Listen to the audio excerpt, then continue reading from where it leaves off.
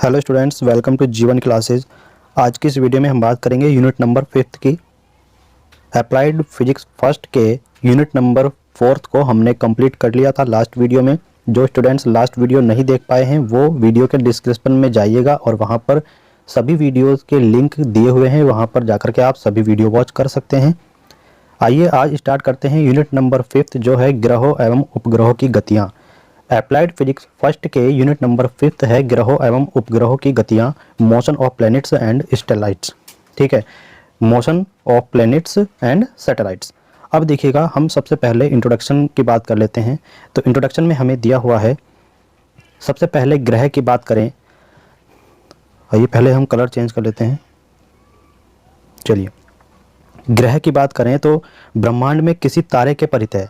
अब देखिएगा, सूर्य भी एक तारा है, तो हम कह रहे हैं कि ब्रह्मांड में किसी तारे के परितः जो पिंड अपनी अपनी कक्षाओं में परिक्रमण करते रहते हैं उन्हें क्या कहते हैं? हम ग्रह कहते हैं। क्या कहते हैं स्टूडेंट्स?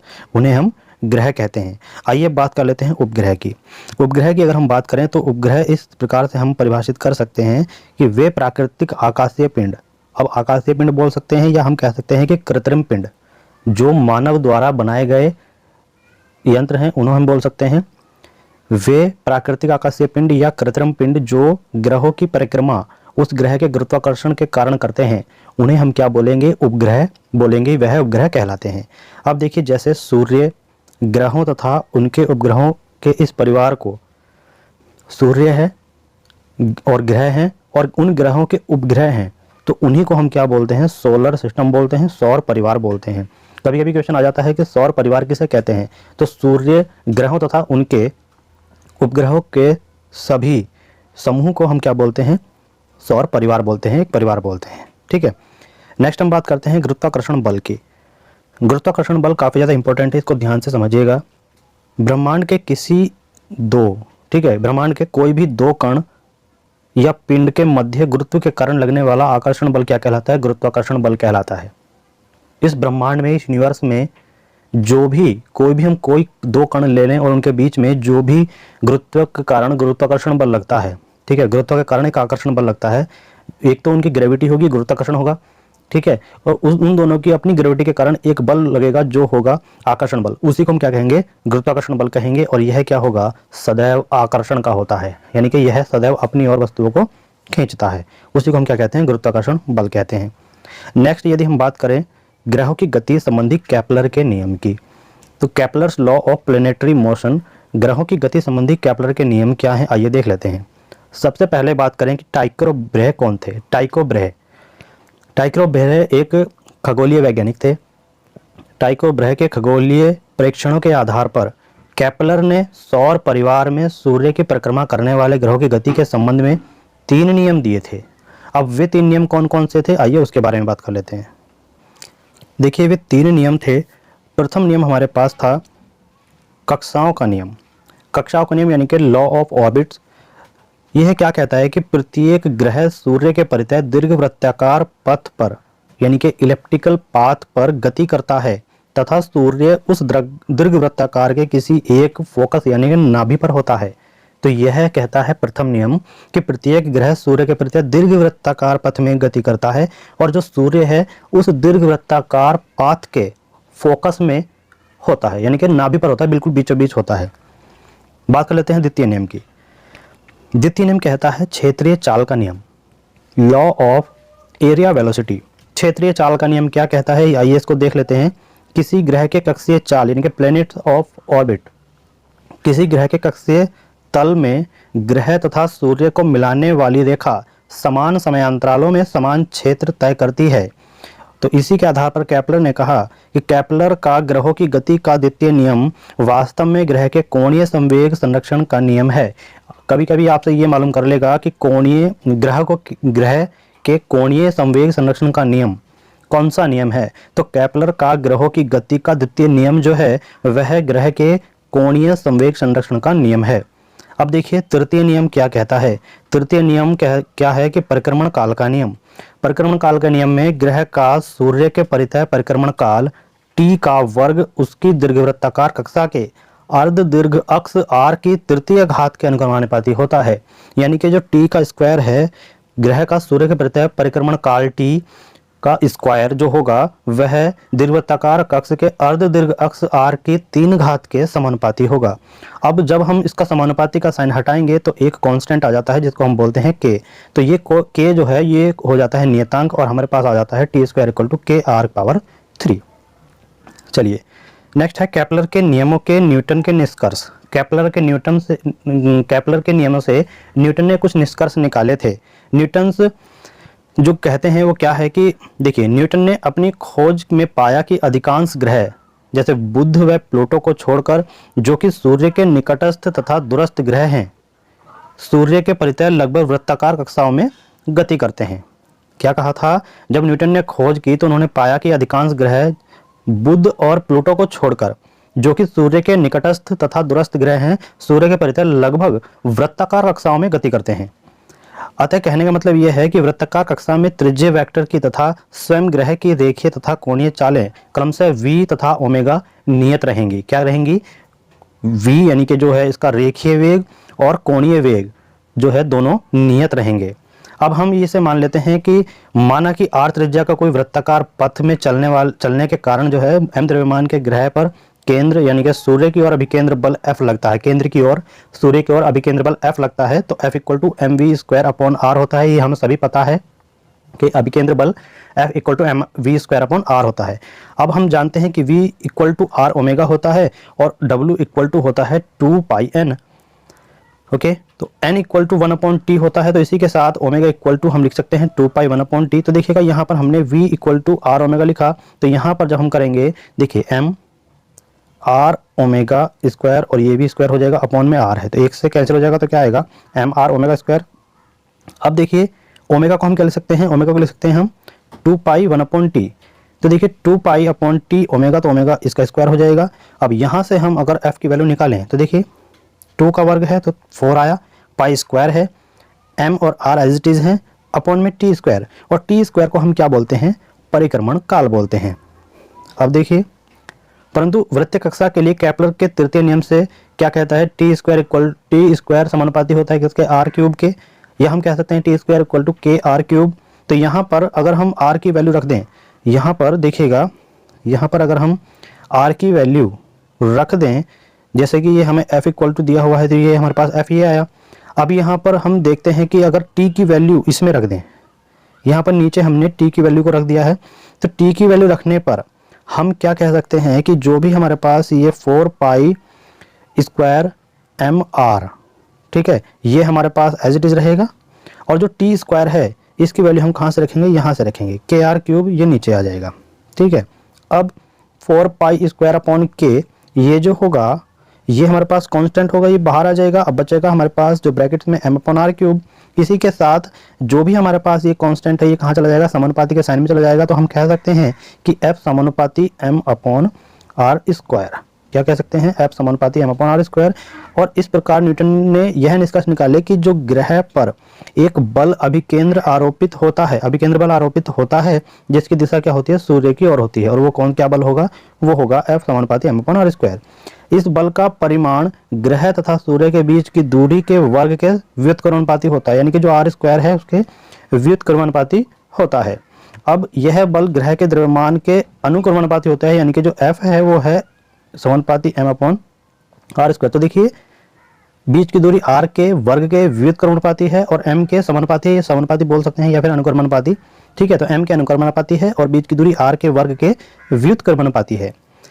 इसी के साथ देखिए 4 पाई स्क्वायर अपॉन के को जी एम कहते हैं। ठीक है, और जी क्या है? जी है हमारे पास एक नियतांक है।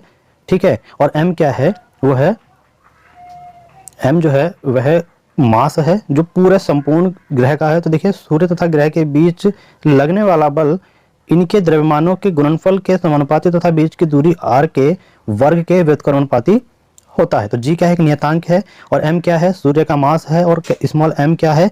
ग्रह का मास है, और जो आर है वो इन दोनों के, सूर्य के और ग्रह के बीच की दूरी है। ठीक है, इस फॉर्मूले का आप याद रखिएगा। अब बात कर लेते हैं न्यूटन का गुरुत्वाकर्षण नियम, न्यूटन्स लॉ ऑफ ग्रेविटी। देखिए 1986 में ब्रह्मांड में प्रत्येक कण किसी भी अन्य कण को अपनी ओर आकर्षित करते हुए उस कक्ष उस पर एक आकर्षण बल लगाता है। यानी कि न्यूटन ने गुरुत्वाकर्षण नियम को 1986 में दिया था और बताया था कि ब्रह्मांड में प्रत्येक कण या पिंड किसी भी अन्य कण को अपनी ओर आकर्षित करते हुए उस पर एक आकर्षण बल लगाता है, जिसे गुरुत्वाकर्षण या फिर हम गुरुत्वीय बल कहते हैं, और जो होता है F समानुपाती m1 m2 upon r square. अब यहाँ देखिएगा, इस बल का परिमाण दोनों कणों के द्रव्यमानों के गुणनफल के समानुपाती तथा उनके बीच की दूरी के वर्ग के व्युत्क्रमानुपाती होता है। तो हम यहाँ पर कह सकते हैं कि F equal to capital G m1 m2 upon r square. G क्या है? एक सार्वत्रिक नियतांक है, सार्वत्रिक गुरुत्वाकर्षण स्थिरांक है, जिसको हम बोलते हैं यूनिवर्सल ग्रेविटेशनल कांस्टेंट। क्लियर? अब जब सार्वत्रिक गुरुत्वाकर्षण नियतांक की बात हुई तो आइए इसको जान लेते हैं यह होता क्या है। तो चलिए, सार्वत्रिक गुरुत्वाकर्षण नियतांक दो कणों के मध्य लगने वाला गुरुत्वाकर्षण बल F equal to G m1 m2 upon r square, यह हम सभी जानते हैं। m1 m2 बराबर अगर 1 किलोग्राम के हम मान लें और r इक्वल टू इनके बीच की दूरी, जो दोनों ग्रह हमने लिए हैं m1 m2, इन दोनों के बीच की दूरी हमने 1 मीटर माना है, तो g इक्वल टू f होगा। यानी कि जो g है सार्वत्रिक गुरुत्वाकर्षण नियतांक वह f के बराबर होगा, उनके बीच लगने वाले बल के बराबर हो जाएगा। तो सार्वत्रिक गुरुत्वाकर्षण स्थिरांक परिमाण में उस गुरुत्वाकर्षण बल यानी कि आकर्षण बल के बराबर है जो एकांक दूरी पर स्थित एकांक द्रव्यमान वाले दो कणों के बीच लगता है। एकांक दूरी पर स्थित एकांक द्रव्यमान वाले, यानी कि यूनिट ही उसका द्रव्यमान होना चाहिए, यूनिट ही उनकी दूरी होनी चाहिए, तो g जो है वो f के बराबर हो जाता है। अब g का मात्रक की बात करें तो न्यूटन मीटर स्क्वायर पर किलोग्राम स्क्वायर हो जाता है, क्योंकि इसका जो फॉर्मूला होता है g equal to f r square upon m1 m2 होता है। और v में सूत्र की बात करें तो m-1 l-3 t-2 हो जाता है। इसको याद रखिएगा, इंपॉर्टेंट है। आइए नोटिंग पॉइंट की बात कर लेते हैं। तो g जो है यानी कि सार्वत्रिक गुरुत्वाकर्षण स्थिरांक, इसके बारे में कुछ नोटिंग पॉइंट है, इनको देख लेते हैं, काफ़ी ज़्यादा इंपॉर्टेंट है परीक्षा के माध्यम पे। देखिए, कणों की प्रकृति द्रव्यमान ब्रह्मांड में उनकी स्थिति, यानी कि जो कणों की प्रकृति है, कणों का द्रव्यमान है, और ब्रह्मांड में कणों की स्थिति जो है उनके ताप और उनके बीच मध्य एवं समय आदि, उनके बीच जो माध्यम है और समय है, किसी पर भी निर्भर नहीं करता। अब देखिए, जो g का मान है वह न तो कणों की प्रकृति पर निर्भर करता है, न ही कणों के द्रव्यमान पर निर्भर करता है। ब्रह्मांड में उनकी स्थिति क्या है, इन पर भी g का मान निर्भर नहीं करता है। और उनके ताप और उनके बीच माध्यम कैसा है और उनके बीच का समय क्या है, उनके समय की स्थिति क्या है, इन पर किसी पर भी g का मान निर्भर नहीं करता है। इसलिए इसे क्या कहते हैं? सार्वत्रिक स्थिरांक कहते हैं। ठीक है, और याद रखिए कि g यानी कि जो सार्वत्रिक गुरुत्वाकर्षण स्थिरांक कैपिटल G है वो एक अदिश राशि है। ठीक है, वो कैसी राशि है? एक अदिश राशि है। और सर्वप्रथम प्रयोगशाला में G का मान कैवेंडिश नाम के वैज्ञानिक ने ऐंठन तुला द्वारा प्राप्त किया था। ये बिल्कुल बहुत ज़्यादा इंपॉर्टेंट है, ये आपसे काफ़ी ज़्यादा मालूम कर लेता है कि G का मान सर्वप्रथम किस वैज्ञानिक ने और किसके द्वारा प्राप्त किया था। तो वैज्ञानिक का नाम था कैवेंडिश और ऐंठन तुला द्वारा इसको प्राप्त किया गया था सर्वप्रथम प्रयोगशाला में। अब देखिए, जो g का मान है वो क्या होता है? 6.67 इंटू 10⁻11 न्यूटन मीटर स्क्वायर पर kg स्क्वायर होता है। यह हम बोल सकते हैं कि मीटर क्यूब पर kg सेकंड स्क्वायर। ठीक है, याद रखिएगा इसको। गुरुत्वीय त्वरण की बात करें, एक्सेलरेशन ड्यू टू ग्रेविटी, देखिए यहाँ पर बताया गया है कि पृथ्वी तल पर स्वतंत्रता पूर्वक गिरती हुई किसी वस्तु के वेग में होने वाली प्रति सेकंड वेग वृद्धि को गुरुत्वीय त्वरण कहते हैं। अब g का मान केवल स्थान पर निर्भर करता है। गुरुत्वीय त्वरण को g से हम लिखते हैं। तो पृथ्वी तल पर स्वतंत्रता पूर्वक गिरती हुई किसी वस्तु के वेग में जो प्रति सेकंड वृद्धि होती है उसी को हम क्या कहते हैं? गुरुत्वीय त्वरण कहते हैं। और गुरुत्वीय त्वरण यानी कि g का मान केवल स्थान पर निर्भर करता है। यह वस्तु के रूप, आकार अथवा द्रव्यमान आदि पर निर्भर नहीं करता। यानी कि g का जो मान है वो क्या है? वह आकार, द्रव्यमान और वस्तु के रूप पर नहीं निर्भर करता है। और g का मात्रक क्या होता है? मीटर पर सेकंड स्क्वायर होता है, या हम बोल सकते हैं न्यूटन पर किलोग्राम। अब देखिए, यहाँ पर स्मॉल g यानी कि गुरुत्वाकर्षण त्वरण और कैपिटल G सार्वत्रिक गुरुत्वाकर्षण नियतांक में संबंध क्या है, इसको आइए जान लेते हैं। कैपिटल G और स्मॉल g में संबंध काफ़ी ज़्यादा परीक्षा में पूछा जाता है, ये इंपॉर्टेंस है। तो देखिए, हमने यहाँ पर एक पृथ्वी को बनाया है, ये एक अर्थ है, ये क्या है? एक ऑर्बिट है इस m का, यानी कि जो भी हमारे पास द्रव्यमान है, कोई ये उपग्रह है। ठीक है, और ये है ये है अर्थ। ठीक है, यहाँ पर ये अर्थ है और ये जो RE है ये इसकी त्रिज्या है। तो माना पृथ्वी का द्रव्यमान जो है वो क्या है? ME है और त्रिज्या जो है वो RE है। अभी फिलहाल ये मान लीजिएगा। तो पृथ्वी द्वारा वस्तु पर लगाया गया बल, तो ये जो वस्तु है इस पर जो बल लगाया जा रहा है वो क्या है, F equal to GME upon R square. ठीक है, ध्यान से देखिएगा, ये हमारे पास क्या है, पृथ्वी है और इसके जो त्रिज्या है वो RE है। यहाँ पर कोई वस्तु है और इस वस्तु पर लगाया गया बल जो है वो क्या है, F equal to GME upon RE square. ME क्या है, इस पृथ्वी का मास है और स्मॉल m क्या है, इस वस्तु का मास है। ठीक है, अब यदि गुरुत्वीय त्वरण G का मान ज्ञात हो, यदि गुरुत्वीय त्वरण G का मान हमारे पास ज्ञात हो तो m द्रव्यमान पर लगने वाला गुरुत्वीय बल क्या होगा, F इक्वल टू mg। अब F इक्वल टू mg हमारे पास इक्वेशन बन जाती है, तो समीकरण 1 और 2 से हम दोनों से क्या लिखे, दोनों को इक्वल में रख देते हैं। इक्वल में रखने पर हम यहाँ से स्मॉल g का मान निकालते हैं, तो g equal to capital GME upon RE बनता है। तो यहाँ पर क्या कह सकते हैं कि g का मान द्रव्यमान पर निर्भर नहीं करता है, क्योंकि इसमें जो वस्तु का द्रव्यमान है वो है ही नहीं, तो g का मान जो है वो वस्तु के द्रव्यमान पर निर्भर नहीं करता है।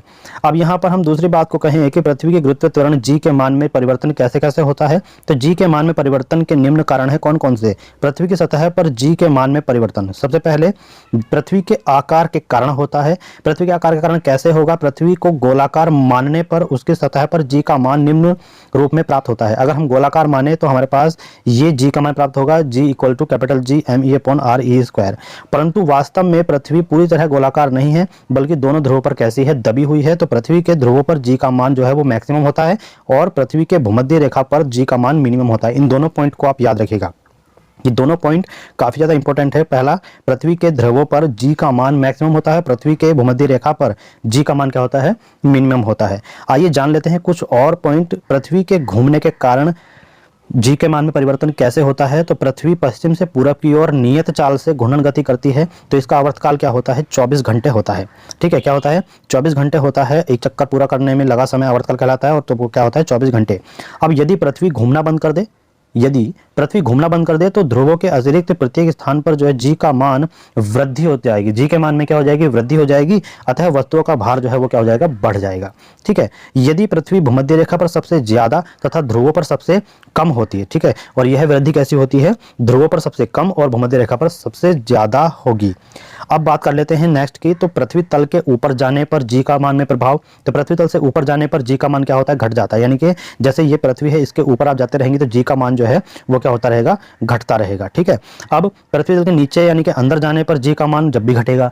ठीक है, तो इसका मतलब क्या है कि पृथ्वी की सतह पर g का मान क्या होता है, मैक्सिमम होता है। ठीक है, इस में कंफ्यूज ना रहिएगा, अगर हम पृथ्वी के अंदर जाएंगे तो तब भी g का मान घटेगा, पृथ्वी के ऊपर जाएंगे तब भी g का मान घटेगा, लेकिन अगर पृथ्वी के सतह पर रहेंगे तो g का मान जो है यहाँ पर क्या होता है, मैक्सिमम होता है।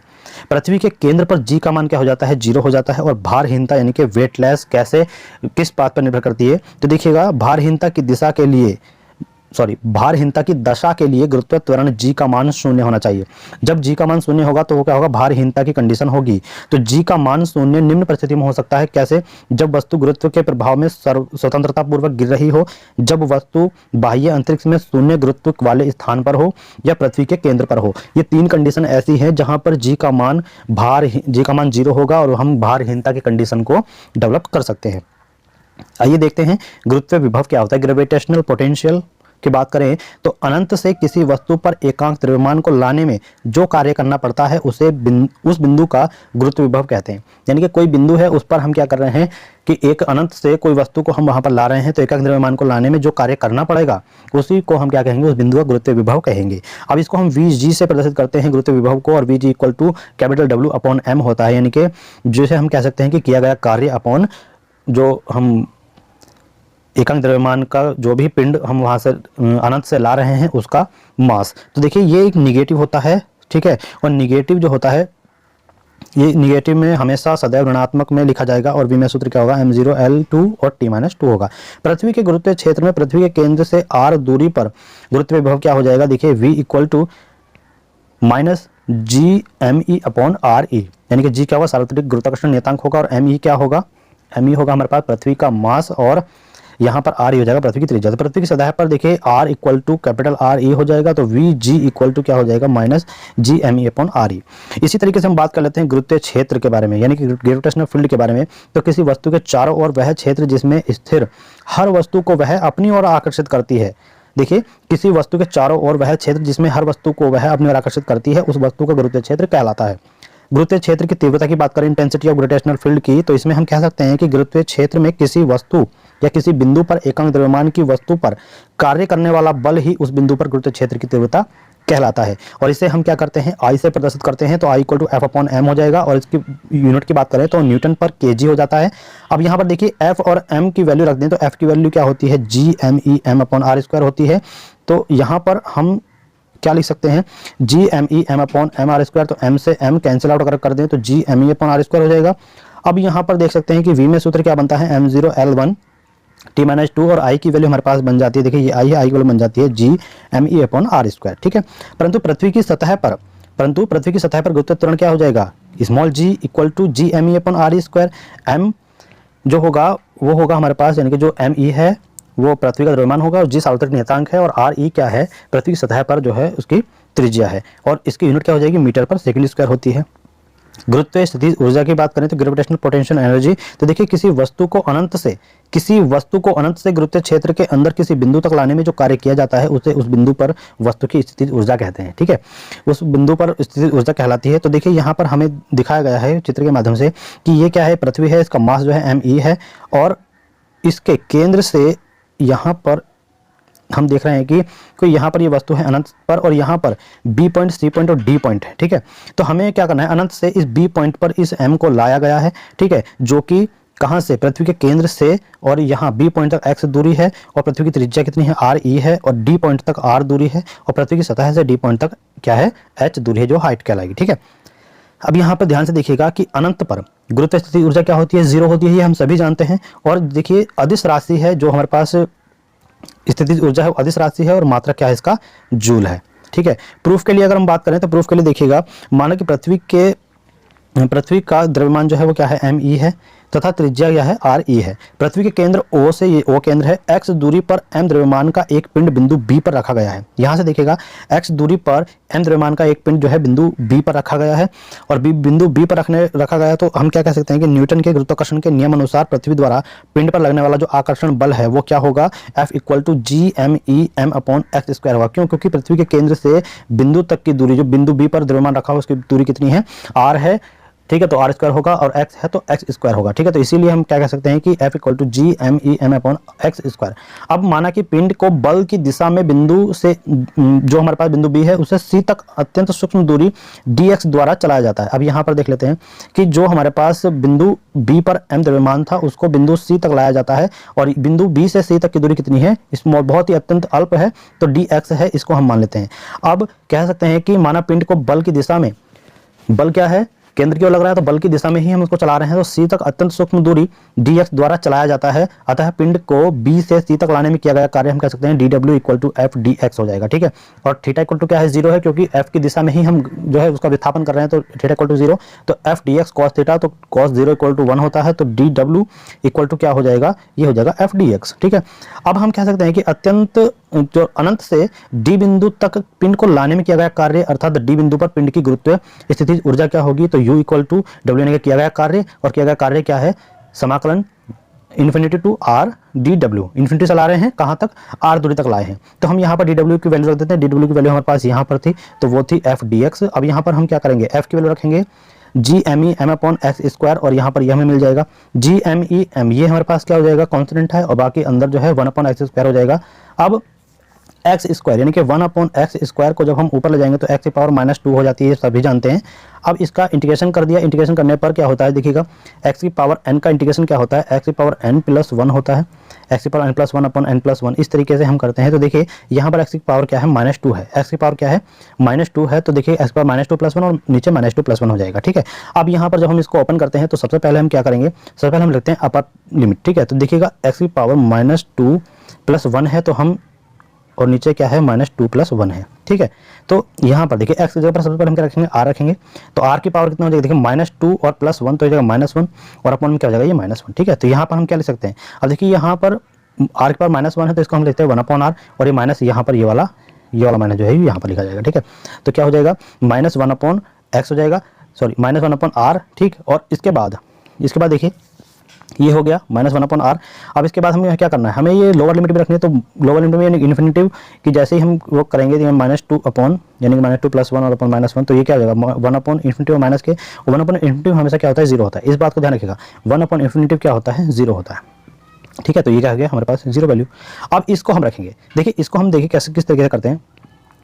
अब इसको जब हम ले जाएंगे इसके नीचे तो क्या हो जाएगा, ये minus GME upon R² into M हो जाएगा। ठीक है, यानी कि जो स्थितिज ऊर्जा है वो गुरुत्वाकर्षण जो स्थिरांक है G और पृथ्वी का मास और उस वस्तु का मास का गुणनफल अपॉन में R दूरी के स्क्वायर के बराबर होता है। ठीक है, और ये हमेशा निगेटिव होता है, याद रखिएगा। यदि बिंदु पृथ्वी तल से कितना हो, h ऊंचाई पर हो, तो R इक्वल टू क्या हो जाएगा, RE प्लस H हो जाता है। क्योंकि यहाँ पर हम कह सकते हैं, देखिए हम आपको दिखाना चाहते हैं कि अगर बिंदु D क्या हो, पृथ्वी तल से h दूरी पर हो, ठीक है, तो जो कैपिटल R है उसको हम क्या लिखते हैं, यहाँ तक देखिए, यहाँ तक RE लिखा जाएगा और यहाँ तक क्या H, तो इन दोनों को जोड़ करके किसके बराबर हो जाएगा, R के बराबर हो जाएगा। तो R equal to H plus RE, ठीक है, तो RE प्लस H यहाँ पर हम लिख सकते हैं।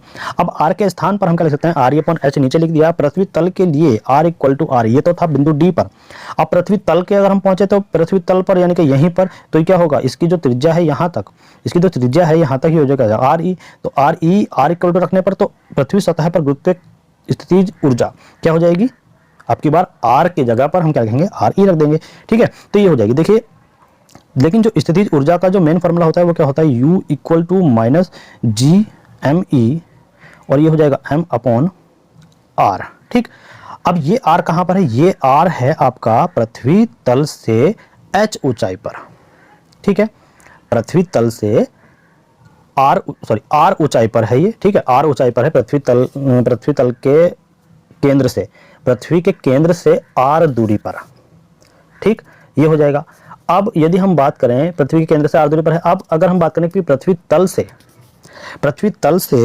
H ऊंचाई पर, तो पृथ्वी तल से H ऊंचाई पर क्या हो जाएगा, जो R है वो H प्लस RE कहलाएगा। ठीक है, D बिंदु पृथ्वी तल से H ऊंचाई पर है, तो वहां तक लाने में किया गया कार्य में R इक्वल टू क्या रख देंगे हम, H प्लस RE रख देंगे। ठीक, अब इसी तरीके से अगर हम बात करें पृथ्वी के तल पर, केवल पृथ्वी के तल पर ही बात करें, तो हम बात करेंगे R इक्वल टू RE रखने पर। तो जो हमने फॉर्मूला बताया था कि U equal to minus GME और M अपॉन R है, तो अब की बार R की जगह पर हम क्या रखेंगे, कैपिटल RE। तो अब की बार फॉर्मूला आ जाएगा। इन तीनों फॉर्मूलों को आप याद रखिएगा और ध्यान रखिएगा कि अगर हमें पृथ्वी सतह पर गुरुत्वाकर्षण ऊर्जा निकालनी है तो RE रखेंगे, अगर पृथ्वी तल से H ऊंचाई पर निकालनी है तो RE प्लस H रखेंगे। अगर हमें ये देखना है कि जो बिंदु D है उस पर अनंत से किसी पिंड को लाने में किया गया कार्य हमें निकालना है, तो हमें करना पड़ेगा U equal to minus GME into M upon R²। Clear. अब चलिएगा देखिए उपग्रह यानी कि सैटेलाइट के बारे में बात करते हैं। सैटेलाइट क्या है, वे प्राकृतिक एवं कृत्रिम पिंड जो ग्रहों की परिक्रमा उस ग्रह के गुरुत्वाकर्षण बल के कारण करते हैं, क्या कहलाते हैं, उपग्रह कहलाते हैं। अब उपग्रह दो प्रकार के होते हैं, कौन कौन से, प्राकृतिक उपग्रह यानी कि चंद्रमा पृथ्वी, और प्राकृतिक उपग्रह जो है चंद्रमा है, ठीक है, पृथ्वी का प्राकृतिक उपग्रह है, ठीक है, और जो भी और ग्रह हैं उनके अलग अपने उपग्रह हैं। तो ये सभी क्या है, ये प्राकृतिक उपग्रह होंगे। कृत्रिम कौन कौन से होते हैं, कृत्रिम होते हैं जैसे हमने आर्यभट्ट, ठीक है, आर्यभट्ट एक सैटेलाइट है, और इनसैट फर्स्ट भी सैटेलाइट है, इनसैट सेकंड भी सैटेलाइट है। तो ये जो है सब कृत्रिम है। और प्राकृतिक उपग्रह जैसे चंद्रमा जो है पृथ्वी का उपग्रह है, ठीक है, और सैटर्न के जो भी हैं और 20-25 उपग्रह हैं, तो इन सभी को हम क्या कहते हैं, प्राकृतिक कहते हैं। और हमारे द्वारा बनाई गई सैटेलाइट जो होती हैं वो क्या होती हैं, कृत्रिम उपग्रह कहलाती हैं। उपग्रहों के प्रेक्षण का सिद्धांत क्या है, तो देखिए माना कोई कण बहुत ऊंचाई से क्षैतिज दिशा में v वेग से फेंका जाता है। माना कोई कण है वो बहुत ऊंचाई से क्षैतिज दिशा में v वेग से फेंका जाता है, और यह पिंड परवलयाकार पथ पर गति करता है, और पृथ्वी तल A पर टकराता है। ठीक है, ध्यान से सुनिए, यदि कोई कण पृथ्वी के बहुत ऊंचाई से क्षैतिज दिशा में v वेग से फेंका जाता है नीचे की ओर, यह पिंड परवलयाकार पथ पर गति करता है और गति करता हुआ पृथ्वी तल A पर टकराता है, कोई पॉइंट है A उस पर टकराता है। तब अब पिंड का क्षैतिज वेग बढ़ाया जाए तो पिंड B पर क्षैतिज वेग बढ़ाया जाए तो वह जो है B पर टकराता है, यानी कि पहले A पर टकराया था, अब उसका क्षैतिज वेग हमने थोड़ा सा बढ़ाया तो वह पॉइंट B पर टकराया, और क्षैतिज वेग और बढ़ाया जाए तो पिंड सी स्थिति पर टकराता है। अब यदि पिंड का क्षैतिज वेग v बढ़ाते जाएं तो एक स्थिति ऐसी आती है कि पिंड पृथ्वी तल से नहीं टकराता और गुरुत्व बल के प्रभाव में वह पृथ्वी पर गिरना चाहता है परंतु गिर नहीं पाता है। अर्थात पिंड के चारों ओर जो है वो वृत्ताकार पथ में गति करने लगता है। यानी कि कहने का मतलब ये है, कोई पिंड है वो हम क्या कर रहे हैं कि बहुत ऊंचाई से v वेग से ऊपर से गिरा रहे हैं, तो और हम क्या कर रहे हैं, लगातार उसके क्षैतिज वेग में हम क्या कर रहे हैं, वृद्धि कर रहे हैं। तो एक समय ऐसा आएगा कि जो वो पिंड है वो पृथ्वी के चारों ओर वृत्तीय कक्षा में गति करने लगता है। ठीक है, तो फेंके गए पिंड को कृत्रिम उपग्रह माना जाता है तब इसके परिक्रमण पथ को कक्षा यानी कि ऑर्बिट तथा इसके वेग को कक्षीय वेग और पृथ्वी के एक संपूर्ण चक्कर में लगा समय जो है वो परिक्रमण काल कहलाता है। ठीक है, क्लियर हुई यहां तक बात। अब देखिए उपग्रह की कक्षीय चाल, ऑर्बिटल स्पीड ऑफ सैटेलाइट। उपग्रह की कक्षीय चाल क्या है, तो उपग्रह की कक्षीय चाल v0 से प्रदर्शित करते हैं। तो हमने इसके फॉर्मूले के लिए किस तरीके से डेरिवेशन को किया है सुनिएगा। माना m द्रव्यमान का एक ग्रह जिसकी त्रिज्या r तथा केंद्र O है।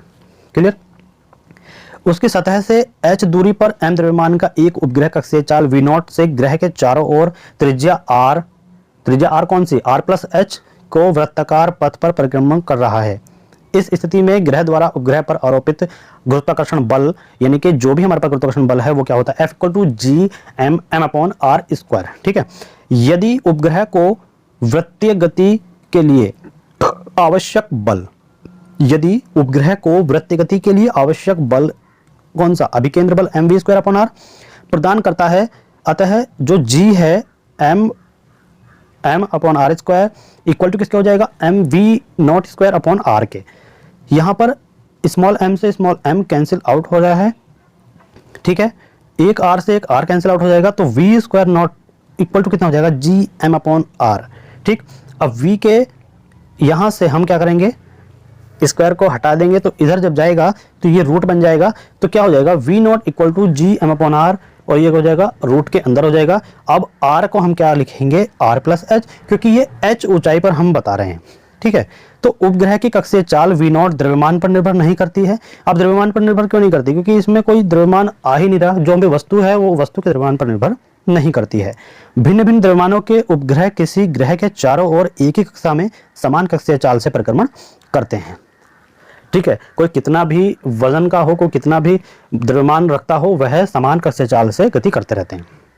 ठीक, यदि ग्रह की सतह पर गुरुत्व त्वरण g है तब g इक्वल टू gm/r² होता है, और यहाँ पर अगर हम देखें तो gm इक्वल टू gr² हो जाएगा। देखिए ये है कोई ग्रह, ठीक है, ये कोई ग्रह है जिसकी त्रिज्या r है, और यहाँ पर कोई उपग्रह है जो r, इसके केंद्र से r दूरी पर यहाँ पर एक वृत्तीय गति कर रहा है।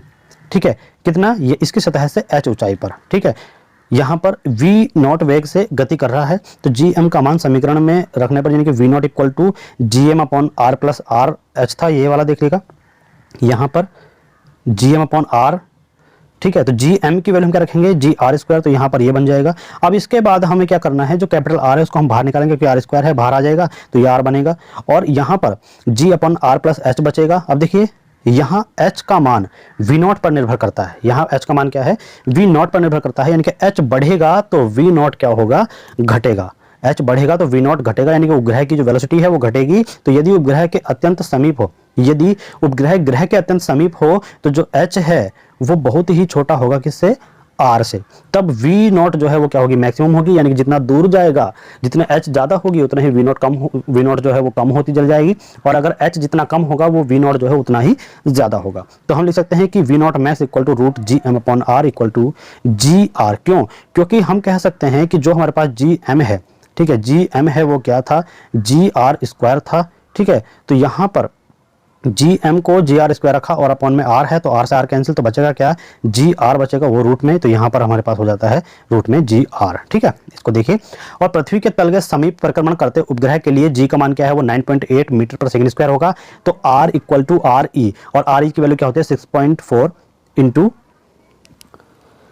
6.4 इंटू 10⁶ मीटर, 6.4 इंटू 10⁶ मीटर। तो यहाँ पर V0 इक्वल टू GRE है, क्योंकि R जो है वो क्या है, पृथ्वी तल के समीप है। ठीक है, तो R इक्वल टू RE हो जाएगा, और RE की वैल्यू हम सभी जानते हैं 6.4 इंटू 10⁶ है, 9.8 से मल्टीप्लाई करेंगे तो क्या हो जाएगा, रूट से वैल्यू आएगी 7919.6 मीटर पर सेकंड। तो यहाँ पर अगर मीटर पर सेकंड तो किलोमीटर पर सेकंड में करेंगे तो क्या हो जाएगा, 7.98 किलोमीटर पर सेकंड, और V0 equal to 8 kilometre second हो जाएगा। V0 इक्वल टू कितना हो जाएगा, 8 किलोमीटर पर सेकंड, यानी कि V0 यानी कि जो उपग्रह की चाल होगी वो कितनी होगी, 8 किलोमीटर पर सेकंड होगी। ठीक है, अब बात करते हैं उपग्रह का परिक्रमण काल। उपग्रह का परिक्रमण काल की बात करें तो माना कि उपग्रह का परिक्रमण काल जो है वो क्या है, T है, और T इक्वल टू 2πr/V0 होता है। V0 की वैल्यू Gm/r होती है। तो यहां पर हो जाएगा 2π/Gm, क्या हो जाएगा 2π/√Gm, और r की पावर हो जाएगा 3/2। क्यों, क्योंकि यहां पर देखिएगा Gm है और अपॉन में r है, ये रूट में है। जब हम क्या करेंगे, जो हमारे पास रूट r है इसको हम क्या करेंगे, ऊपर ले जाएंगे, तो ये कहां पर जाएगा, ये इसी के साथ यहां पर आ जाएगा। तो √Gm, और यहां पर देखिए इसको हम क्या करेंगे, यहां पर ये 2πr/√Gm अपॉन √r। ठीक है, तो जब हम इसको पलटेंगे तो ये क्या हो जाएगा, r ऊपर चला जाएगा। ठीक है, और जब r ऊपर चला जाएगा तो क्या होगा, 2πr की पावर 1 है और ये √r हो जाएगा। तो रूट में r है, इन दोनों को हम लेंगे तो r की पावर 1 और इंटू में r की पावर 1/2, तो क्या हो जाएगा, r की पावर 3/2। ठीक है, r की पावर 3/2 और Gm नीचे बचेगा। अब यहाँ पर जो है T equal to 2πr³। r³ कैसे, देखिए यहाँ पर आप ध्यान से देखिएगा, r³ को हम किस तरीके से करेंगे, एक r 3/2 हम क्या लिखेंगे, r की पावर क्यूब को रूट में, क्लियर, यहाँ पर लिख सकते हैं। तो ये जब r की पावर रूट हो जाएगा, यानी कि r की पावर 3 रूट में अपॉन में √Gm। ठीक है, इसको हम क्या लिख सकते हैं, r³/Gm, इससे लिख सकते हैं। इसीलिए हमने क्या लिखा, 2πr³/Gm। ठीक, तो 2π, अब देखिए r³ r को हम क्या लिख सकते थे, r+h, तो क्या हो जाएगा, r+h का क्यूब हो जाएगा और Gm हो जाएगा। तो देखिए T इक्वल टू 2πr+h का क्यूब हो जाएगा और Gr स्क्वायर हो जाएगा, क्योंकि Gm की वैल्यू Gr स्क्वायर है। अब यहाँ से हम इसको सॉल्व करेंगे तो हमारे पास मिलेगा 2π/r, क्योंकि r स्क्वायर है तो बाहर निकालेंगे r आएगा, 2π/r, r+h³ रूट के अंदर होगा, Gm equal to Gr square होता है। ठीक है, अतः हम इस फॉर्मूले के हिसाब से कह सकते हैं कि किसी उपग्रह का परिक्रमण काल का उसकी ग्रह के तल से ऊंचाई पर निर्भर करता है। तो क्या कहेंगे हम, h अगर बढ़ेगा तो उसका परिक्रमण काल भी बढ़ेगा, और h घटेगा तो परिक्रमण काल भी बढ़ेगा। लेकिन h अगर बढ़ता है तो उस उपग्रह की जो वेग है, उपग्रह का जो वेग है वो क्या होगा, घटेगा। इस तरीके से आप ध्यान रखिएगा। पृथ्वी तल के अत्यंत समीप परिक्रमण करते उपग्रह का परिक्रमण काल जो है वो क्या होगा, अगर ऊंचाई बहुत ही कम है तो तब h जो है उसको नगण्य मान लेंगे। पृथ्वी तल है तो नगण्य मानेंगे h को, तो जहां पर h है वहां पर हम h को गायब कर देंगे तो r³ होगा। ठीक, अब यहाँ पर r को अंदर लेंगे तो r²G हो जाएगा, और यहाँ पर देखिएगा r²G को हम किस तरीके से कर सकते हैं, क्योंकि r ऊपर क्यूब है, r ऊपर क्या है, क्यूब है, तो नीचे एक r ये कैंसिल हो जाएगा और ऊपर जो है एक r बचेगा। ठीक है, r क्यूब है तो ऊपर एक r बचेगा, तो यहाँ पर RE/G हो जाएगा, क्योंकि RE की वैल्यू क्या होती है, 6.4 इंटू 10⁶ मीटर होती है, और G की वैल्यू क्या होती है, 9.8 मीटर पर सेकंड स्क्वायर होती है। दोनों की वैल्यू रखने पर हमें जो मिलेगा T इक्वल टू क्या होता है, 84.6 मिनट, 84.6 मिनट हो जाएगा, क्योंकि 5079 सेकंड आता है। इसको हम क्या करेंगे, 60 से भाग करेंगे तो 84.6 मिनट आएगा। तो उपग्रहों के प्रकार के बारे में जान लेते हैं। अब देखिएगा उपग्रहों के प्रकार कौन कौन से होते हैं, भूस्थैतिक अथवा तुल्यकाली उपग्रह, भूस्थैतिक अथवा तुल्यकाली उपग्रह, जियो स्टेशनरी और सिंक्रोनस। ठीक है, जियो स्टेशनरी और सिंक्रोनस ये होते हैं भूस्थैतिक और तुल्यकाली उपग्रह। ठीक है, या तो हम भूस्थैतिक बोल सकते हैं, तुल्यकाली बोल सकते हैं। तो ये क्या होता है कि यदि कोई उपग्रह पृथ्वी के चारों ओर वृत्ताकार कक्ष में 24 घंटे पश्चिम से पूर्व की ओर परिक्रमण करता है। देखिए, यदि कोई उपग्रह पृथ्वी के चारों ओर वृत्ताकार कक्षा में 24 घंटे परिक्रमण पश्चिम से पूर्व की ओर परिक्रमण करता है तो उसके गति पृथ्वी के सापेक्ष स्थिर गति होती है। ठीक है, अतः पृथ्वी तल के किसी बिंदु के सापेक्ष उपग्रह स्थिर प्रतीत होगा। इस प्रकार के उपग्रह को भूस्थैतिक या तुल्यकाली उपग्रह कहते हैं। तो तुल्यकाली उपग्रह का परिक्रमण काल 24 घंटे होता है। 24 घंटे को मिनट में बदलेंगे तो हमारे पास आ जाएगा 24 इंटू 60 मिनट, और इसको सेकंड में बदलेंगे तो 24 इंटू 60 सेकंड। तो RE equal to 6400 kilometre value है, ध्यान रखिएगा। और जो हमारे पास G है वो 9.8 मीटर पर सेकंड है। तो हम इसके वैल्यू निकालेंगे कि जो इसका परिक्रमण काल है T equal to 2π/r, r+h³ और रूट में होता है। तो इन सभी की वैल्यू रखने के बाद हमें h की वैल्यू जो मिलती है वो मिलती है 36,000 किलोमीटर। कितनी मिलती है, 36,000 किलोमीटर। तो इस वैल्यू के आधार पर हम कह सकते हैं कि पृथ्वी के लिए ऊंचाई 36,000 किलोमीटर पर किसी कक्षा में स्थित पश्चिम से पूर्व की ओर पृथ्वी के चारों ओर परिक्रमण करता हुआ जो उपग्रह है वो सदैव जो है हमें रुका हुआ दिखाई देगा, स्थिर प्रतीत होगा। तो इस प्रकार के उपग्रह को क्या कहते हैं? तुल्यकाली उपग्रह या फिर भू-स्थितिक उपग्रह कहते हैं। अगर आपसे कहे कि पृथ्वी तल से 36,000 ऊंचाई पर हमने एक ग्रह यानी कि हमने एक सैटेलाइट को स्थापित किया है, तो वह कौन सा ग्रह कहलाएगा? तो वह जो है तुल्यकाली उपग्रह कहलाएगा, ठीक है, या भू-स्थितिक उपग्रह कहलाएगा। संचार उपग्रह यानी कम्युनिकेशन सैटेलाइट, एक होती है सक्रिय उपग्रह और एक होती है निष्क्रिय उपग्रह। सक्रिय क्या होती है कि वह उपग्रह जो पृथ्वी से भेजे गए सभी सूचना संकेतों को प्राप्त करते हैं, उन्हें संशोधित करते हैं तथा पृथ्वी पर पुनः प्रसारित करते हैं, सक्रिय उपग्रह कहलाते हैं। निष्क्रिय का क्या होता है? वे उपग्रह जो पृथ्वी से भेजे गए सूचना संकेतों को क्या करते हैं?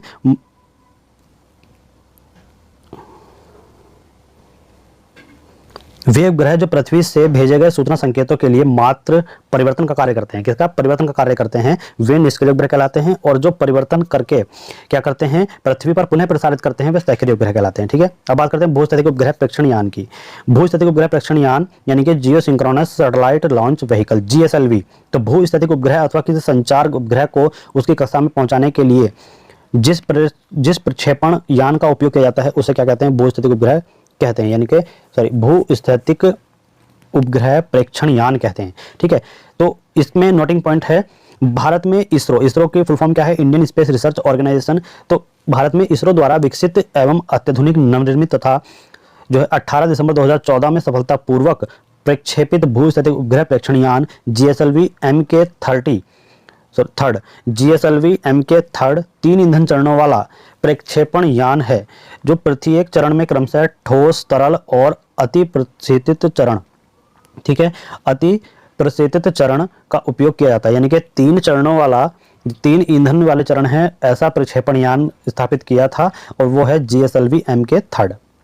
ध्रुवीय उपग्रह पोलर सैटेलाइट, पृथ्वी की सतह को देखने, पृथ्वी के भूभाग का भौगोलिक एवं सैन्य सर्वेक्षण करने तथा मानचित्र इत्यादि बनाने, वैश्विक ताप तथा जलवायु परिवर्तन की जानकारी प्राप्त करने हेतु उपयोग में लाए जाने वाले उपग्रह को क्या कहते हैं? ध्रुवीय उपग्रह कहते हैं।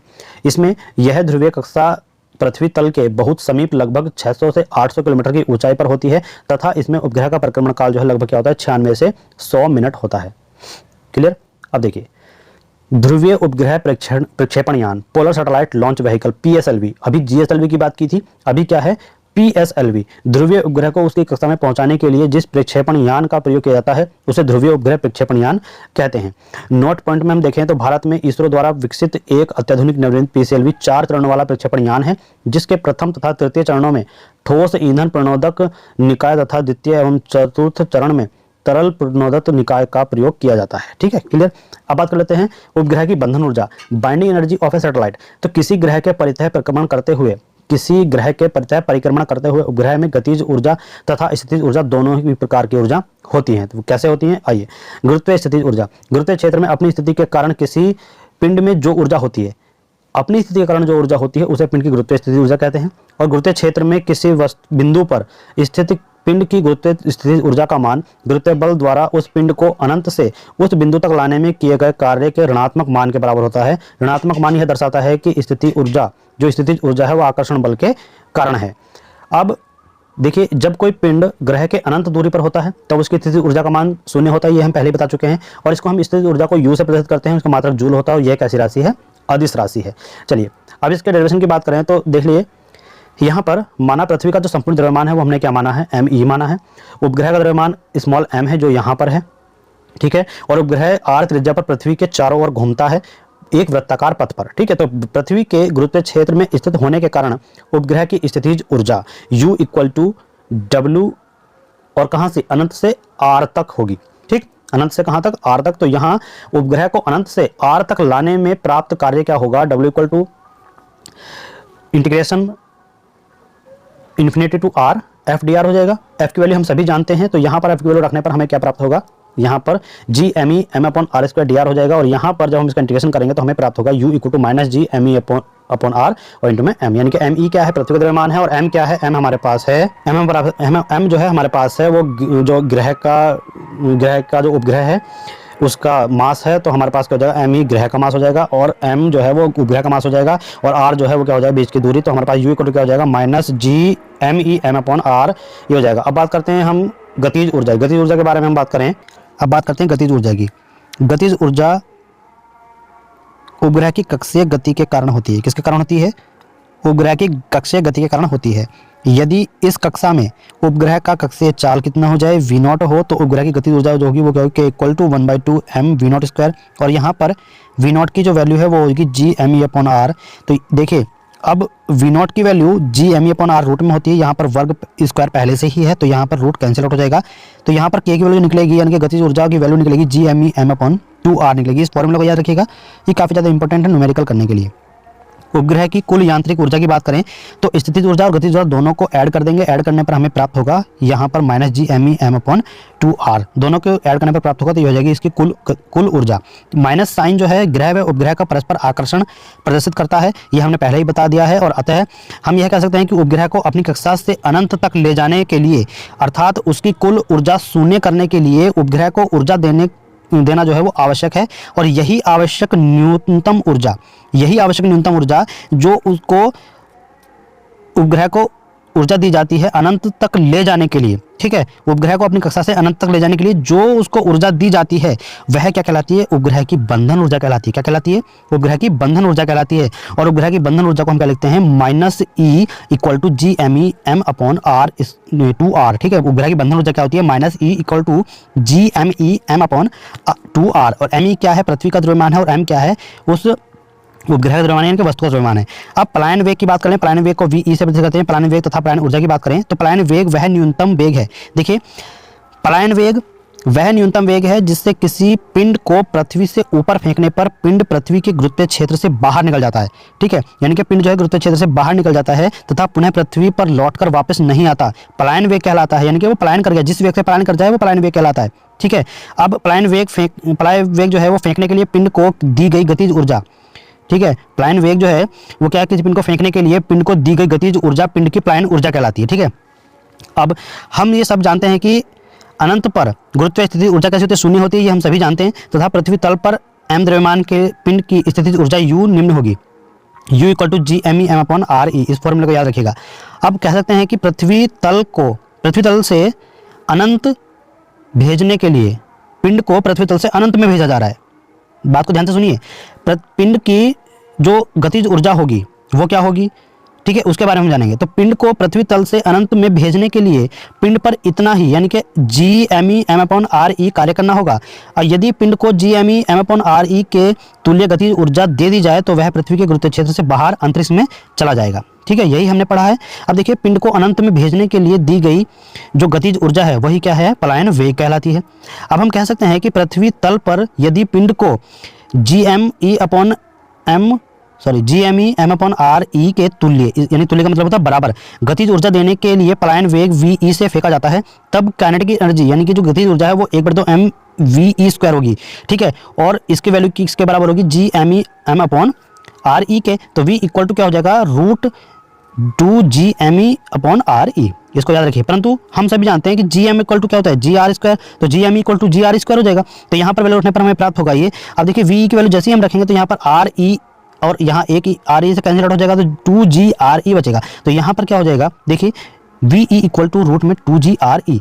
और हम ये जी की वैल्यू जानते हैं 9.8 होती है और आर की वैल्यू जानते हैं, आर ई की value 6.4 into 10⁻6 metre per second square होती है, ठीक है। तो V E equal to 11.2 kilometre per second होती है। ये क्या है? ये है हमारे पास वी ई की वैल्यू, ठीक है। अब यहाँ पर बात करें, कुछ पॉइंट हैं। पलायन वेग का मान पिंड के द्रव्यमान पर निर्भर नहीं करता है, इसको आप ध्यान रखिएगा। पलायन वेग का मान पिंड के प्रक्षेपण कोण पर निर्भर नहीं करता है और यह पृथ्वी के द्रव्यमान तथा त्रिज्या पर निर्भर नहीं करता है, इसको आप ध्यान रखिएगा, ठीक है। अब यहाँ पर हम बात करते हैं यूनिट नंबर 6। यूनिट नंबर 6 यानी कि द्रव्य गुण, properties of matter. Properties of matter की हम बात करेंगे नेक्स्ट वीडियो में, और नेक्स्ट वीडियो आपको जल्द ही मिल जाएगी। और यह वीडियो यूनिट नंबर 5 की थी, यूनिट नंबर 6 की वीडियो नेक्स्ट वीडियो होगी। और इस 6 यूनिट के बाद एक यूनिट और बचेगी जो है 7, यानी कि द्रव्य गुण यूनिट नंबर 6, और यूनिट नंबर 7 की इससे नेक्स्ट वीडियो हो जाएगी। तो अब फिजिक्स फर्स्ट यानी कि अनुप्रयुक्त भौतिकी फर्स्ट की केवल 2 वीडियो और आएंगी और यहाँ पर सिलेबस जो है आपका कंप्लीट हो जाएगा। तो यहाँ पर आपको प्रॉपर तरीके से कंप्लीट सिलेबस दिया जा रहा है। आप सभी वीडियो को वॉच कीजिएगा और अपना सिलेबस को कंप्लीट कर लीजिएगा।